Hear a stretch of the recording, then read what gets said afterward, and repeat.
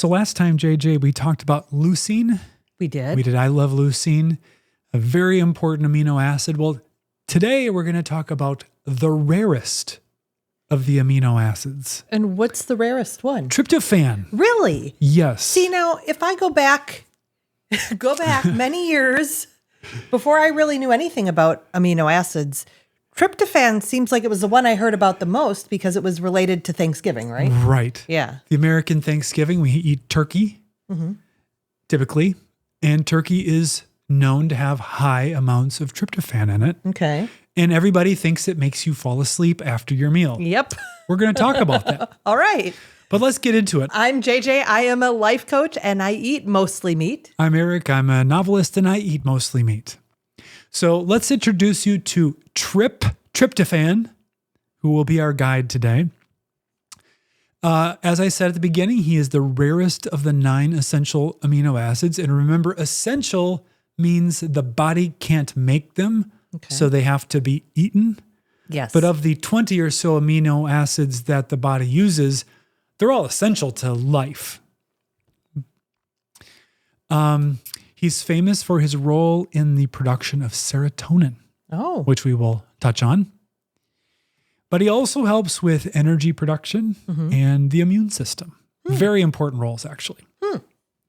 With energy production? Yes. Okay. You will see. All right. Because again, I'm just thinking tryptophan, turkey, sleep. Yes. All right. So let's get into this. Now, this is a shallow dive, but there will be terminology. There will not be a test. Oh, good. So immediately upon eating your meat or any other food that has tryptophan in it, it's digested, it's broken down into amino acids that are then absorbed and then go from the portal vein straight to the liver. And the liver just hijacks almost all of the tryptophan it sees. Oh, okay. And it sends it down this kynurenine pathway. And 90 to 95% of it metabolizes tryptophan into kynurenine, which we're not going to get into the chemical symbols. And that has branches that it can go down. And this is a shallow dive, so there's shortcuts here, but one of them leads to NAD+. Oh. Which I'm sure you've heard of. Well, I have. I actually got IVs for a while when I was in my sort of fatigue phase. Yes. Yes. That's right. Okay. Another one is kynuric acid, which we will talk briefly about. That one I've never heard of. And another one might lead it to becoming niacin or B3. So let's talk about NAD+. NAD+, we talked about just in the last video with leucine, is important in the Krebs cycle. And that's what generates the ATP that then allows us to have the energy to move our muscles and our bodies. Okay. So by this kynurenine pathway, tryptophan can become NAD+. And this NAD+ is used there. It's used in DNA repair. But niacin, if you are eating that, it directly becomes NAD+ through a different pathway. And you just talked about how people take NAD+ via IVs. People don't take it as a supplement generally, as my understanding is it's not well absorbed and surviving the digestive process. Yeah, I was just going to say, I know I had some supplementation, but that was the understanding. Did you find the IV helped you? I feel like it did for a little while. Yeah. Now, again, it did not take me to carnivore levels of energy. It really didn't. But that was pre-carnivore. Way pre-carnivore. But it did help me get through my days. I did it for a little while. Yeah. But then apparently I stopped noticing that it was really doing anything. Well, my understanding back then, this was many years ago, that you kind of needed to do an intensive where you were doing a lot of it every day for a while to kind of build it up. Yes. And that made me nervous. So I didn't do it. I did. But to get more NAD, some people will take NAD precursors, not tryptophan, like and you've heard of this one, NMN, which is marketed kind of as a longevity supplement, I believe. People will take it as a capsule or a powder. I think I took it in some form many years ago because I want to say David Sinclair was talking about it, and maybe it was on Peter Attia's podcast or something. But what I remember is the supplement that I took made me sick to my stomach every time I took it. So I stopped it. Not ideal. Yeah. But I can understand the logic of it. If you want to have more energy and NAD is essential to the Krebs cycle, well, then it makes some sense. We also mentioned that tryptophan can be turned into niacin B3. This is kind of a backup to, in the case you don't have enough niacin in your diet already.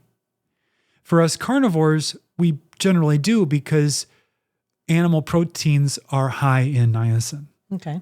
So this pathway doesn't have to be turned on. And that's good because the tryptophan to niacin conversion rate is like 60-1. Oh. So it's not efficient. And so we consider this a backup solution. There is a niacin deficiency called pellagra. Okay.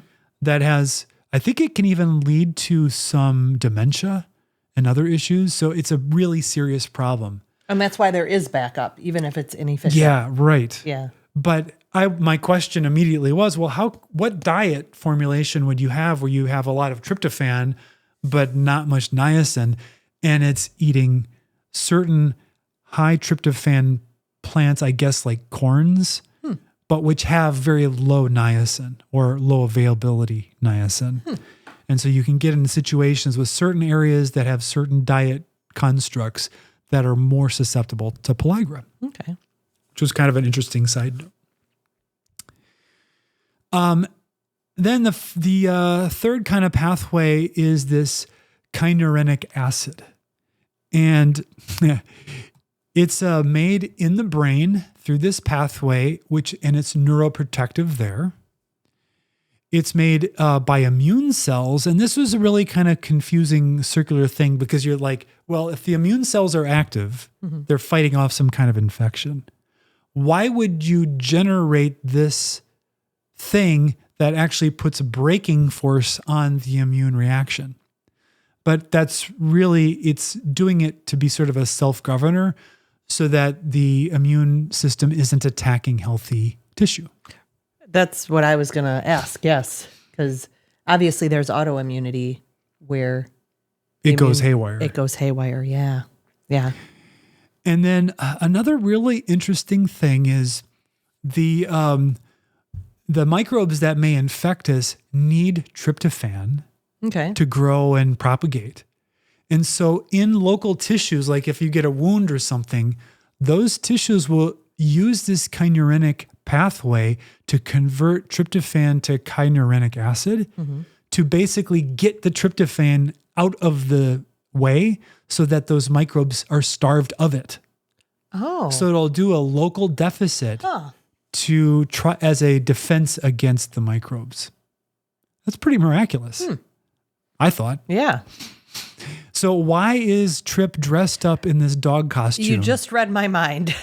That says kynurenic acid in it.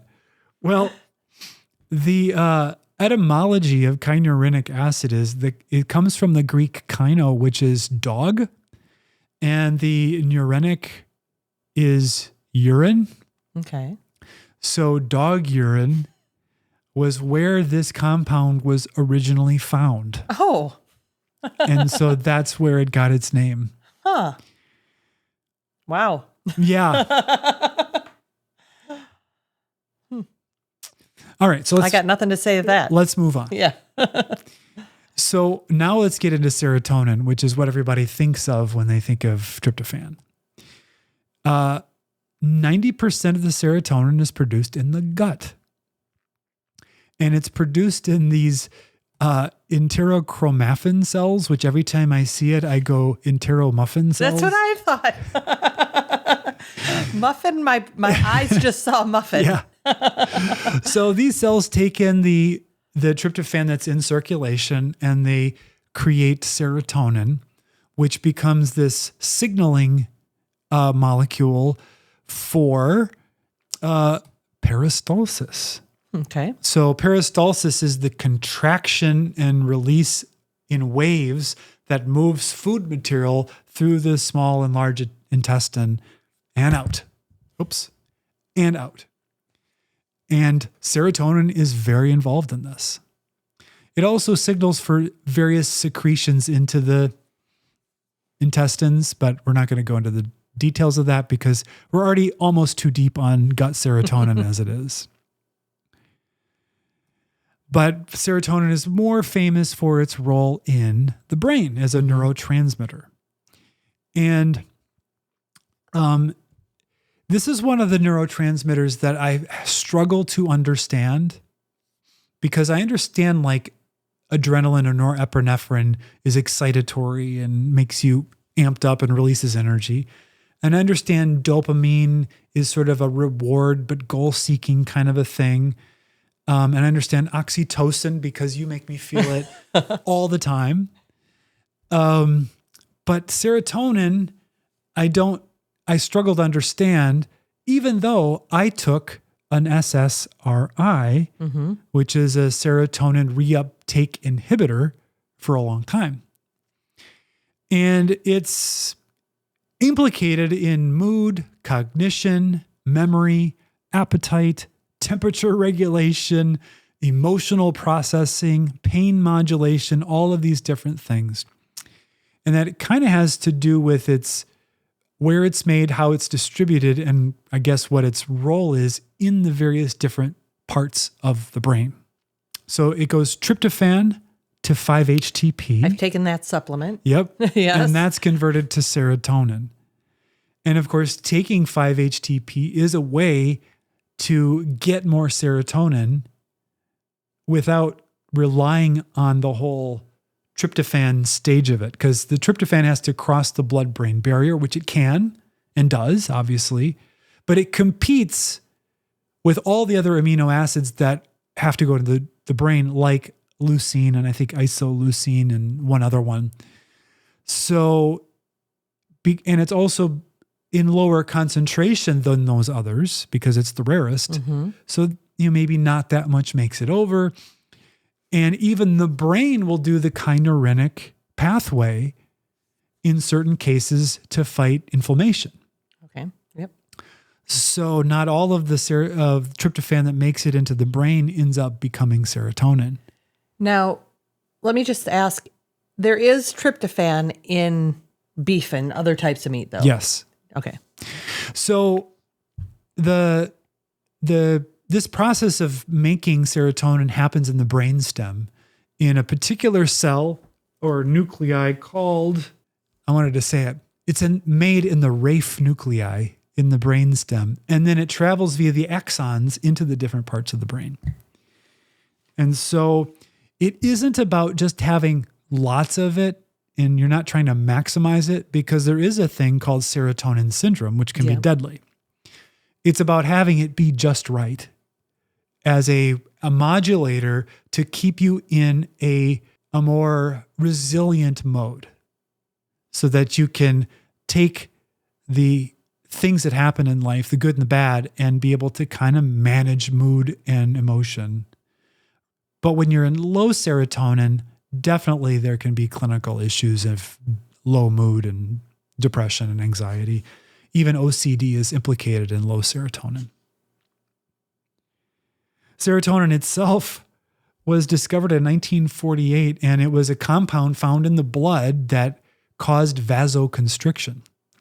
And so that's how it gets its name. It's from serum tonic. So serotonin is made into melatonin, which is also another supplement.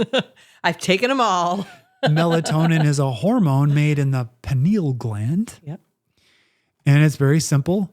And its purpose is day-night rhythm regulation, so that you have your sleep-wake cycles, so that sleep onset at night is more melatonin being released, and it starts to make the brain go groggy and ready for bed. So no tryptophan, no melatonin, because you have no serotonin unless you supplement with 5-HTP. But you obviously just can't live without taking in an essential amino acid. And then tryptophan also is involved in good old protein synthesis. There it is. Yep. Well, I was going to ask you because we haven't focused on that yet. So I was like, is this one of those tinker toys we've been talking about? It's absolutely a tinker toy that's assembled into protein that's incorporated into body tissue. Otherwise, when we ate steak, it wouldn't be in it. But when we eat the steak, it's in the muscle tissue because it's part of that structure. And so then we break it down and are able to use it. I'm not going to get into the digestive tract of ruminants, but we may actually talk about that in a different video someday because it's quite fascinating how some of the amino acids that aren't in plants end up in beef because the microbes in the cow's digestive tract make it. Oh, isn't that amazing? Wow. So where do we get tryptophan? Yeah. Well, through our diet. This is per 100 grams.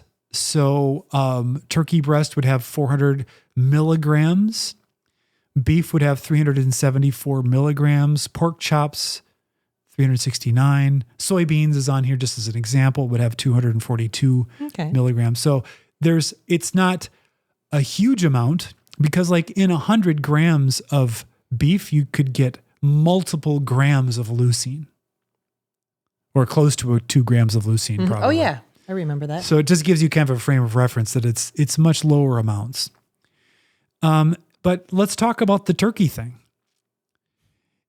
We've heard the turkey story debunked that if you eat turkey, the tryptophan in it is not causing you to fall asleep. Everybody wants to tell you that it's all of the potatoes you ate gave you a blood sugar spike, and then you come down off of it, and then you end up with low blood sugar, and that's what makes you sleepy. Mm-hmm. Maybe. But there is an argument that those same carbs that are traditionally eaten with the turkey provoke an insulin release, which they would, and that in turn helps absorb amino acids into the muscle tissue, leaving a slightly higher concentration of tryptophan because there was a slightly higher concentration in turkey that then doesn't have to compete as hard to cross the blood-brain barrier, then results in greater serotonin production. Is that true? I don't know. That's the theory. But it's a theory. A theory.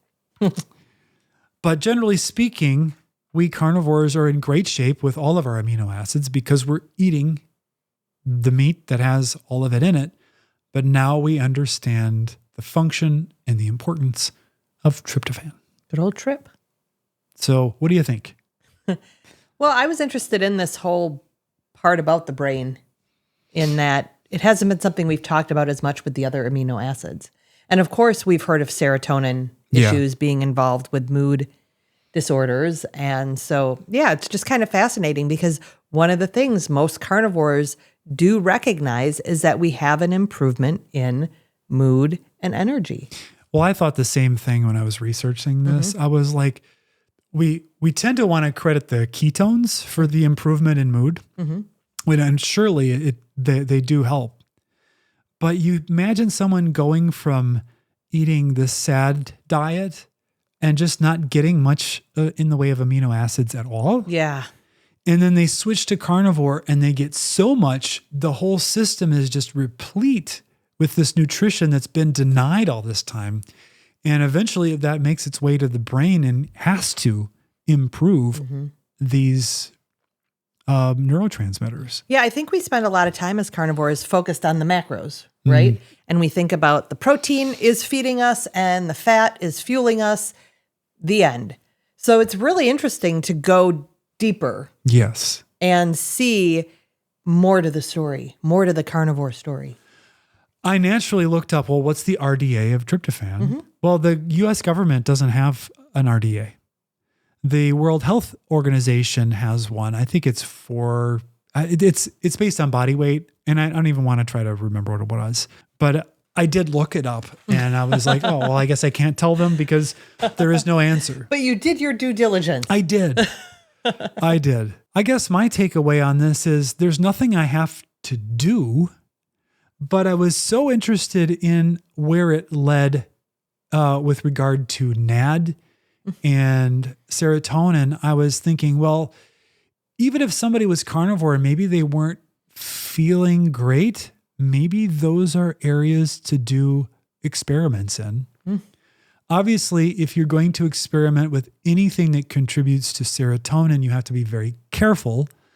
If you're taking an SSRI and you add 5-HTP, you could be putting yourself into a whole lot of trouble. So we do not recommend that. We are not doctors and we're not telling you to take anything at all, ever. Yet, could you just introduce a little more turkey to your diet? We hear about beef, or ruminants. You could, yeah. I don't know. I don't see why it wouldn't be worthwhile.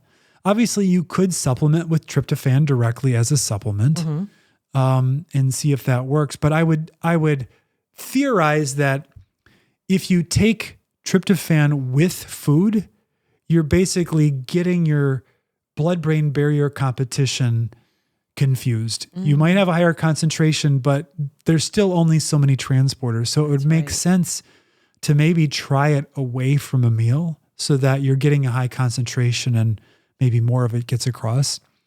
But it actually just seems more direct to just take the 5-HTP and not rely on that manufacturing process of serotonin. Well, that's what else I find fascinating. As I told you as we went along, I took that supplement, I did that, I did that, all in the pursuit of more vitality, basically, more brain energy, more body energy. And so it's really, again, fascinating that it's here provided for us in meat. You don't have to take any niacin to get enough either if you're eating carnivore. So don't worry about that either. Your body won't have to make it. So with that, every day stronger. Every day more blessed.